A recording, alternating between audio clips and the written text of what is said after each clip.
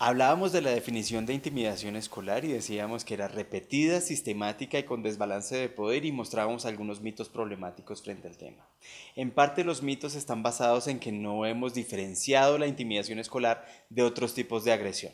Por un lado están los conflictos, que son estas situaciones cotidianas, normales, parte de la vida, de las cuales podemos aprender y que están siempre cuando hay varias personas reunidas. Por otro lado está la intimidación escolar, que es este subtipo de agresión donde no es un conflicto, donde hay una diferencia de poder importante. La situación de intimidación escolar es una situación de vulneración de derechos.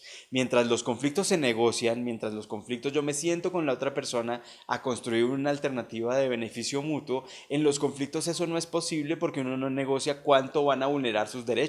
Yo no me siento con el que me está pisoteando a ver si me va a pisotear más o menos duro. La situación de intimidación escolar debe terminar. En lo que toca hacer en la situación de intimidación escolar es tratar de que prevenirla y de que cuando ocurre termine lo más pronto posible.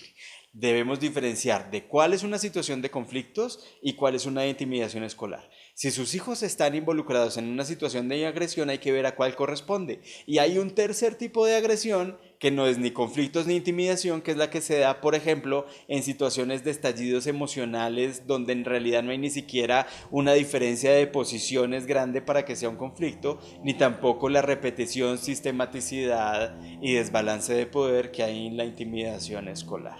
Cada una de estas tiene formas de manejo distintas. En videos anteriores hablamos de cómo manejar las situaciones de conflictos mal manejados.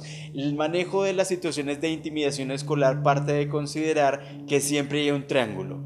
En ese triángulo están, por un lado, los observadores, los que están viendo que ocurre la intimidación escolar, los que están siendo agredidos, las víctimas, los que están siendo sujetos de agresión por parte de alguien o de algunos, y quienes están siendo agresivos en ese momento, los que están siendo los bullies. Cada una de estas tres partes del triángulo amerita una intervención específica. Lo interesante del triángulo es que muestra que cada uno de sus hijos y sus hijas está involucrado siempre en una situación de intimidación escolar, bien sea o porque está observando, porque está siendo agredido o porque está agrediendo. Y eso hace que no nos podamos lavar las manos y estar tranquilos frente al fenómeno. Es una situación en donde todos podemos intervenir. Más aún cuando la investigación ha mostrado que las formas más adecuadas de combatir el fenómeno son aquellas en donde los terceros son los que se involucran. Tiene mucho sentido. Imagínense que hay alguien que se la está montando a otro todo el tiempo y que tiene mucho poder. Ese alguien que tiene mucho poder, que se la monta al otro, no tiene en realidad muchos incentivos para dejar de hacer lo que hace. Gana mucho con eso. Usualmente gana prestigio, gana amigos, gana poder, que ya tiene pero gana más. Y por otro lado está la víctima que no tiene poder, que usualmente está sola o sin amigos muy pocos, que es esa persona rara, además, que no tiene unas habilidades sociales muy buenas, se la comienza a montar otra persona, la víctima usualmente ni siquiera pide ayuda, ni siquiera se queja, cuando se burlan de él o de ella, ni siquiera les dice eso no me gusta, sino que algunas veces termina riéndose. Entonces, intervenir por estos dos lados no es el mejor camino. Se pueden hacer muchas cosas de las cuales hablaremos más adelante, pero no son tan efectivas. Lo que es más efectivo es la intervención con los terceros, con los que están observando. Porque los que están observando tienen las habilidades que no tiene la víctima y no tienen la ganancia que está teniendo el que está agrediendo. Ellos sí pueden pararse, decir cosas para que la situación cese. Y eso nos pone una responsabilidad gigantesca en nuestras manos.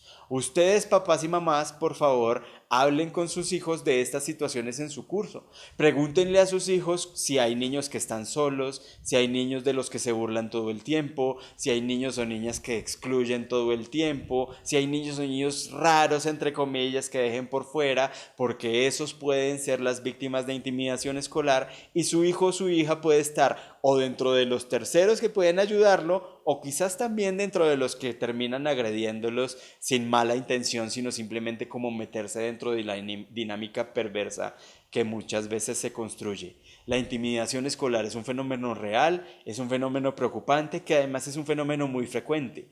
Tenemos pruebas nacionales en Colombia que muestran que el 37% de los niños de quinto de primaria de todo el país, que es un montón de niños, Casi el 40% de los niños de quinto de primaria del país dice haber sido víctima de intimidación escolar la semana anterior, el año anterior a la realización del estudio. Esto es mucha gente.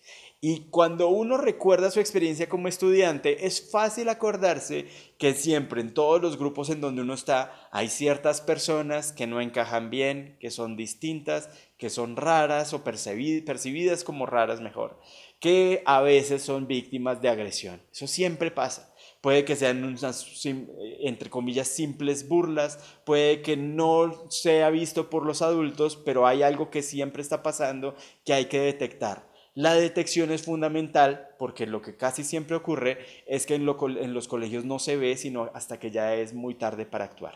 Si nosotros nos damos cuenta de cuándo están ocurriendo estas pequeñas cosas, es mucho más fácil intervenir para que el fenómeno cambie, para prevenir una agresión futura que puede ser cada vez peor.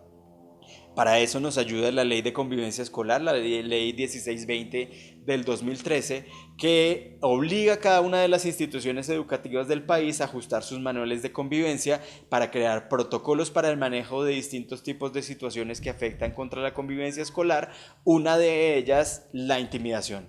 Las situaciones tipo 1 son situaciones de conflictos mal manejados, donde los colegios tienen que construir mecanismos para enseñar a sus estudiantes a negociar y a construir acuerdos de beneficio mutuo que redunden en un aprendizaje frente a las situaciones de conflicto. Las situaciones tipo 2 tienen que abordarse sobre todo desde una perspectiva de intervención de terceros, que es la que se sabe que es la más efectiva, desarrollando múltiples habilidades para que los niños puedan intervenir y hacer que estas situaciones terminen. Las situaciones tipo 3 implican cuándo y a quién hay que llamar, con las situaciones que ya pasan a un plano que puede ser más delictivo o considerado como delito y ya implica la intervención de otras instituciones.